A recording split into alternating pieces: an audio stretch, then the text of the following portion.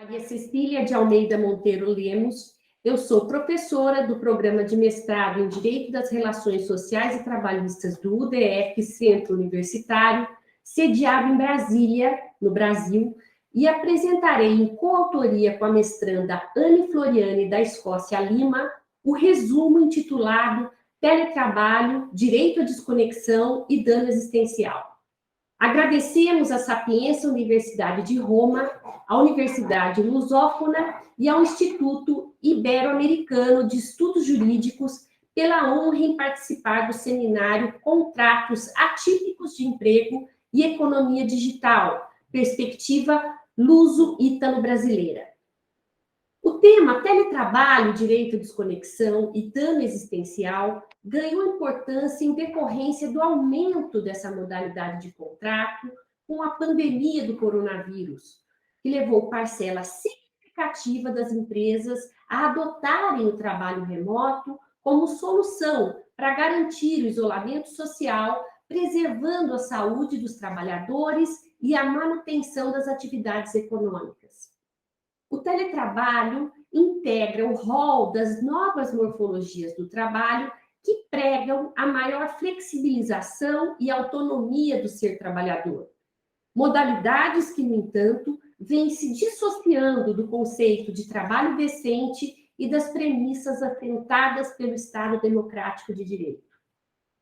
Como estratégia, as novas modalidades de trabalho apresentadas pelo neoliberalismo nesse contexto de mundo globalizado e tecnológico, capturam a subjetividade do trabalhador para a ideia de autonomia, o que tem permitido a desregulamentação e flexibilização de direitos historicamente conquistados, estabelecidos pela Organização Internacional do Trabalho, como, por exemplo, o direito à limitação de jornada de trabalho, vigente desde a Convenção número 1.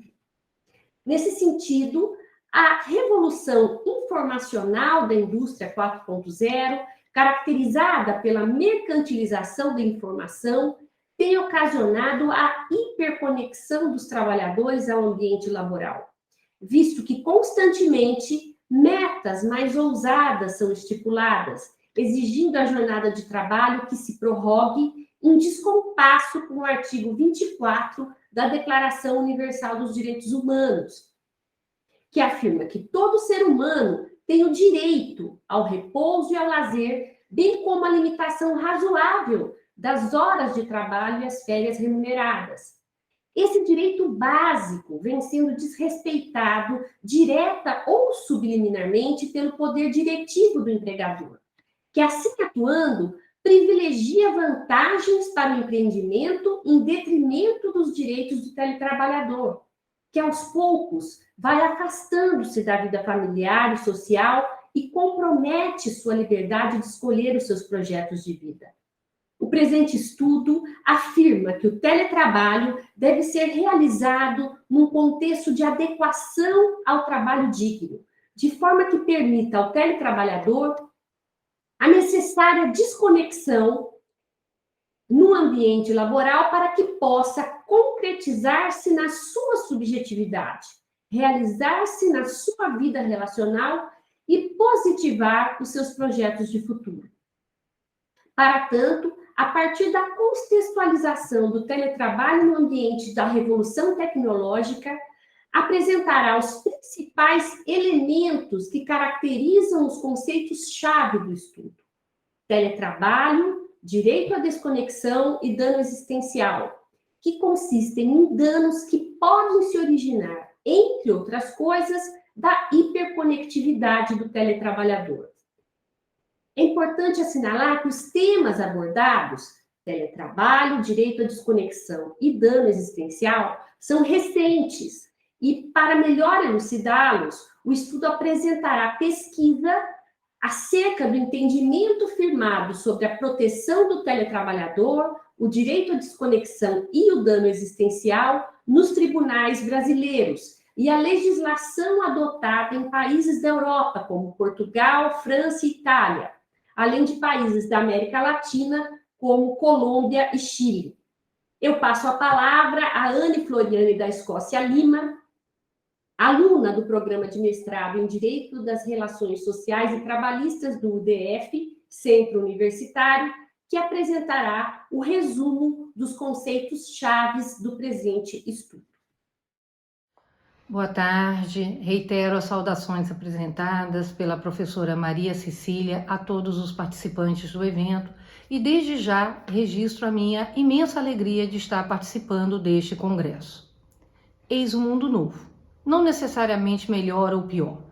Aliás, esses adjetivos vão depender do modo pelo qual a sociedade atual se relaciona com a tecnologia, pois este século é substancialmente informacional, no qual as máquinas desempenham um papel preponderante. Interessa, portanto, dimensionar o grau de interferência da tecnologia na vida das pessoas. Inclusive, esse é o escopo do artigo. Ponderar se a subjetividade do indivíduo vem sendo afetada no ambiente laboral, pelo avanço estupendo da tecnologia e dos meios de comunicação, capaz de mesclar o tempo de vida com o tempo de trabalho, em face da dificuldade da desconexão da sociedade contemporânea. Para tanto, elegeu-se o tema teletrabalho, uma vez que ele guarda similitudes com características intrínsecas à tecnologia, com o formato em que as pessoas desempenham suas atividades laborais na indústria 4.0 e com a subjetividade dos trabalhadores que nele se iniciam. O teletrabalho não surgiu neste século. No entanto, neste se consolidou, mormente durante o período da pandemia, ocasionada pela Covid-19. Comprovou a sua efetividade e seguramente será plenamente inserido à realidade da sociedade informacional. Exige, portanto, delimitar a sua importância para o empregado, no que concerne autonomia e flexibilidade para a organização do tempo, equilíbrio entre a vida profissional e a particular, possibilitando desse modo mais qualidade de vida, melhor convívio social e familiar e concretização dos projetos de vida. No entanto, o teletrabalho está inserido na era da informatização, na qual se intensificam as formas de extração do trabalho. Ampliam-se as terceirizações. As noções de tempo e de espaço também estão metamorfoseadas, e tudo isso muda o modo do capital produzir as mercadorias, sejam elas materiais, imateriais, corpóreas ou simbólicas. De toda sorte, para que o trabalhador possa ter uma melhor qualidade de vida, é necessário que todos observem o direito à desconexão, defendido aqui como um direito fundamental implícito na Constituição Federal Brasileira, posto que se relaciona com o direito fundamental ao trabalho digno no que tange à delimitação das jornadas de trabalho. Propõe-se no trabalho correlacionar a legislação nacional com a de outros países, com o escopo de verificar em que grau estão se dando ou não os avanços civilizatórios obtidos pela classe trabalhadora no Brasil. Antecipa-se que, lamentavelmente, no Brasil, com a edição da Lei nº 13.467 de 2017, conhecido como a Lei da Reforma Trabalhista, deu-se, ao contrário do esperado, a precarização das relações laborais, nas quais se insere o teletrabalho. Por outro lado, em outros países, observam-se avanços, principalmente no que concerne o direito à desconexão, a exemplo do que ocorreu na Argentina, no Chile e na França. Na sociedade informacional, o limite entre o tempo de trabalho e o de lazer fica muito tênue, algumas vezes inexistentes, em consequência da excessiva conectividade que toma conta da sociedade contemporânea, obviamente promovida pelo desenvolvimento contínuo e significativo dos meios de informação e de comunicação.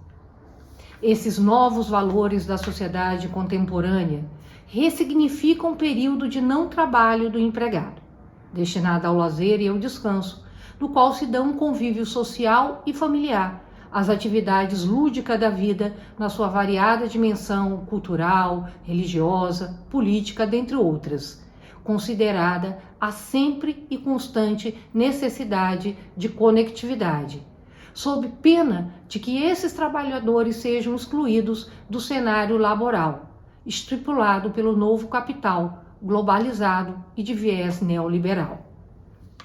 Nessa lida, paulatinamente o direito fundamental ao lazer vem sendo mitigado pela contradição gerada pelo capital, que se justifica dialeticamente na preocupação com o não trabalho, em um mundo que tem como traço marcante a inquietação com o desemprego.